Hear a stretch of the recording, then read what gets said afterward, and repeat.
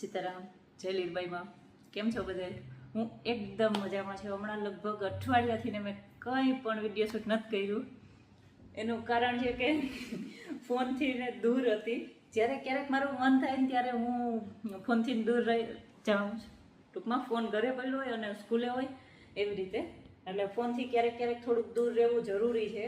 આપણે એમ લાગે ને કે ભાઈ હવે બહુ થઈ ગયું છે, આમ કન્ટિન્યુ ફોન આવે ને કન્ટિન્યુ ફોન ઉપર જ કામ દે, ત્યારે ફોનથી થોડુંક દૂર થઈ જવાનું. હમણાં મેં અઠવાડિયાથી ને સાવ આમ જરૂરી હોય ને ત્યારે જ આમ ફોન લઈ જાય. ક્યારેક ક્યારેક તો હમણાં એક દિવસ તો હું ફોન ઘરે મૂકીને સ્કૂલે આવી ગઈ હતી, એટલે સાંજ સુધી જે પણ ફોન વાગે ભલે વાગતો હોય ક્યારેક, કેમ કે મારું કામ એવું છે કે મારાથી ફોન આવતો એટલે મારે આન્સર કરવો પડે. પણ બને ત્યાં સુધી ફોનની આદત બહુ નહીં પાડવાની, જરૂરી હોય ત્યારે જ. અને મેં વિડીયો શૂટ કંઈ નથી કર્યું અને એકદમ ફોનથી દૂર થઈ ને મારું કામ કરતી હતી, ફૂલ હેપી. ઘણો બધો ટાઈમ નીકળે, આપણે આપણા માટે નીકળે. અને ઘરમાં પણ બેઠા હોય બધા તો સાથે બેઠા હોય, અહીંયા હોય તો હું છોકરાઓ સાથે અને બધા સાથે વાતચીત કરતી હોય, એટલે ફોનથી ને દૂર હતી. એટલે બ્લોગ હમણાં ન આવતો. આજે ગઈકાલે ફોન લઈ આવી હતી પણ વિડીયો શૂટ કંઈ નહોતું કર્યું, કેમ કે હું મારા કામમાં હતી. એટલે ને આજે સવારે પણ પોરબંદર જવું પડ્યું હતું, થોડુંક કામ હતું, એટલે જલ્દી સવારમાં પછી સ્કૂલે આવી ગઈ. તો આજે હમણાં 3 દિવસથી અહીંયા સ્કૂલમાં ચેકિંગ આવે છે. ચેકિંગ મતલબ ડૉક્ટર ચેકઅપ માટે આવે છે, બીજો કંઈ ચેકિંગ નથી આવતું. આરોગ્ય વિભાગમાંથી ચેકઅપ આવે છે. તો બધા છોકરાઓને આપણે રેગ્યુલર જે ચેકઅપ હોય એ, પછી મોટા છોકરાઓને છે કે હિમોગ્લોબિન ચેક કરવા માટે. તો ઘણા વાલીને પૂછવું પડતું હોય, ઘણા એમ કહેતા નહીં કંઈ પણ એવું હોય તો ચેકિંગ નહીં કરાવવાનું, અને ક્યાંય પણ બ્લડ કે ઇન્જેક્શન કે નહીં દેવાનું. તો ઇન્જેક્શન હોય તો આપણે 100% પરમિશન લેતા હોય, પણ હિમોગ્લોબિન ચેક હતું તો પણ જેને પ્રશ્ન હતો એને આપણે પરમિશન લઈ અને હિમોગ્લોબિન ચેક કરાવ્યો છે.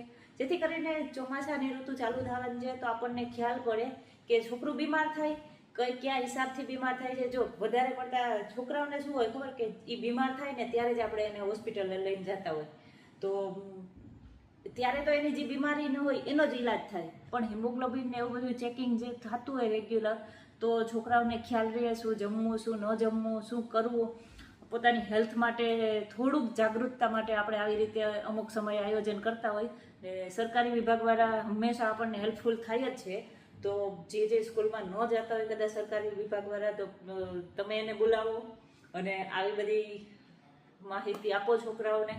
સરસ મજાના ડૉક્ટર સાહેબે બેસી અને છોકરાઓને સમજાવ્યું શું ખાવું જોઈએ, આ ઋતુમાં શું ખાવું જોઈએ, હિમોગ્લોબિન ઓછું હોય તો શું ખાવું જોઈએ, એવી બધી માહિતી આપી. પાણી કન્ટિન્યુ પીતા રહ્યો, શું તમે તમારા બોડીમાં પાણીની જરૂરત છે, ને ઘણા બધા આમ અમુક પોઈન્ટ હોય એ સમજાવ્યા. ડૉક્ટર સાહેબે સરસ મજાના બાળકોને ઇન્ફોર્મેશન આપી અને હિમોગ્લોબિન ચેક થઈ ગયું. તો આપણને ખ્યાલ રહે કે ક્યાં શું ફેરફાર કરવાનો છે છોકરાઓને જમવામાં.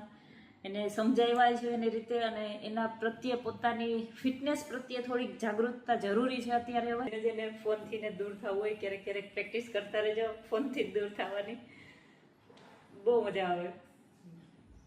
અમુક કામ હોય તો ઘણા છે ને ફોન ન મુકાતો હોય, પણ ટ્રાય કરજો કે કંઈ નહીં તો 2-5 કલાક માટે ફોનથી દૂર થાવ. એવું આપણે સ્ટુડન્ટને તો હંમેશા સમજાવીએ છીએ કે ભાઈ ફોનની આદત નહીં કરો, ફોનની આદત નહીં કરો. મેં ઘણા બધાને એક વસ્તુ એ નોટિસ કરાવું કે ઘણા બધા છોકરાઓને છોકરીઓને જોયા છે હેન્ડ્સફ્રી કાનમાં રાખી અને બાઇક ઉપર જતા હોય અને વાત કરતા જતા હોય. પણ ભાઈ તમારું જે કોન્સન્ટ્રેશન છે એ ક્યારેક કોઈ વાત ઉપર જાય અને ડ્રાઇવિંગમાં ભૂલ થઈ જાય તો બને ત્યાં સુધી અવોઇડ કરો. એવી રીતે ચાલુ ગાડીએ કે ચાલુ બાઇકમાં ફોન ન વાપરો. હેન્ડ્સફ્રી છે 100%, પણ એ તમારું એક તો તમારા કાનને નુકસાન કરે સતત પહેરવાથી. આમ ખરેખર સાચું કહું ને તો મને તો એ જરાય મેળ નતા આવતો. મને તો હેન્ડ્સ ફ્રી પહેરવું મને આ દુખવા માંડે બીજા દિવસે. મને ખ્યાલ પડે કે મેં કંઈક, હજી સુધી મેં ક્યારેય પણ ઇયરબડ્સ લગાડ્યા નથી કાનમાં. હું મૂવી જોઉં કે કંઈ પણ વેબ સિરીઝ જોતા હોય તો આમ ચાલો અવાજમાં જોવાનું.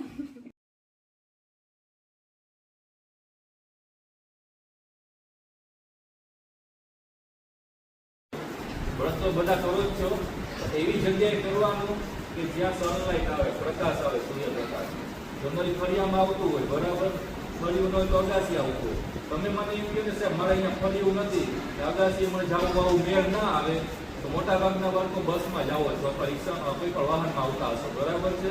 તો જ્યારે બસમાં આવો છો ને તો બારીની સીટ ઉપર બેસી જાઓ, બસ ઓટોમેટિક સનલાઇટ આવી જશે. શું સમજાવું છે? મોટા ભાગના બાળકો, ઇવન મોટા ભાગ ટીચરો, બરાબર, પાણી પૂરતી માત્રામાં પીતા નથી. તમે કદાચ શીશો લઈને આવતા હશો તો તમે કદાચ પાછળ લઈને જતા હશો અથવા દોડીને જતા હશો. ઘણી વાર તો ઘણી સ્કૂલમાં હું જતો હોય ને એ બાળકોને અડધું પાણી તો મૂકી જતું હોય, એટલે એમ નહીં પણ વૈધું હોય તો એમ તારા મારા જો શીશો પીવો હોય તો લાવતો પાણી પીનો એની પર ભરેલું છે. ઓકે, તો પાણીનું એક મહત્વ સમજાવું તમને. હવે અહીંયા હિમોગ્લોબિન ચેક કરે છે. ક્રિશભાઈ તમારો વારો પહેલો, પછી રાજના, પછી આરવનો. હોસ્ટેલમાં હિમોગ્લોબિન ન ઘટવું જોઈએ હો ભાઈ, કોઈનું ન ઘટે.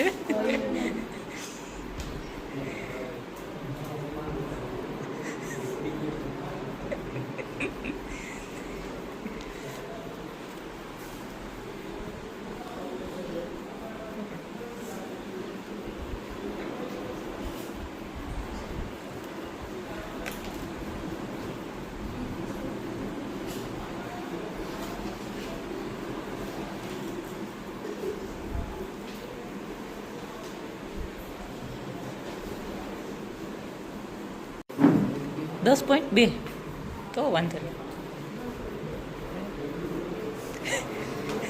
રાત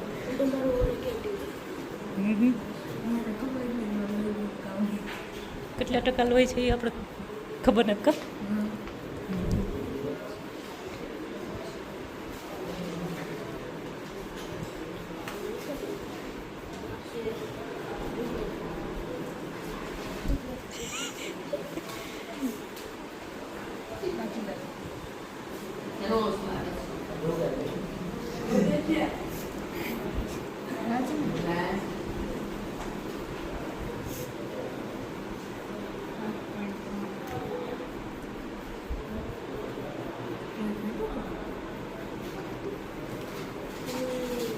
આઠ પોઈન્ટ 3.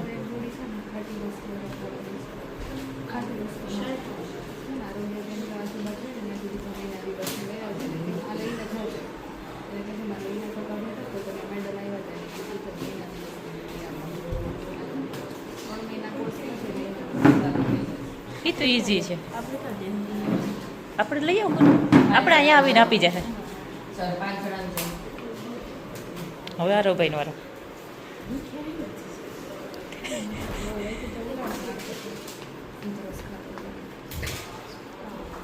દુખે હોય તો જરાક હોય. આરવ આમ જો, આરવ આમ જો, મારી સામે જો, તો ત્યાં જવું. પૂરું થઈ ગયું. તું ખાલી આમ જોયું ત્યાં તો આટલી વારમાં તો થઈ ગયું. દુખે નહીં જરાય, આ તો બહુ ઇઝી હોય. હવે રૂ રાખી દે ઉપર પાછું, બસ. ચેક કરવો પડે ને ભાઈ, આપણે સમય પ્રમાણે ચેક કરતો રહેવાનું.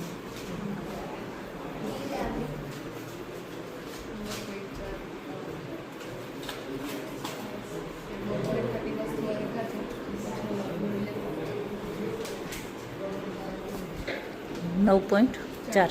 ઓકે.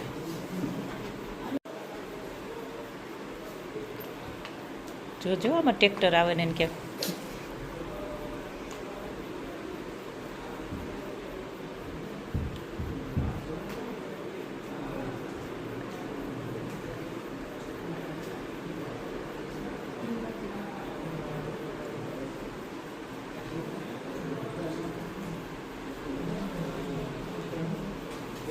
પછી કેનો વારો છે? પછી રાજનો, પછી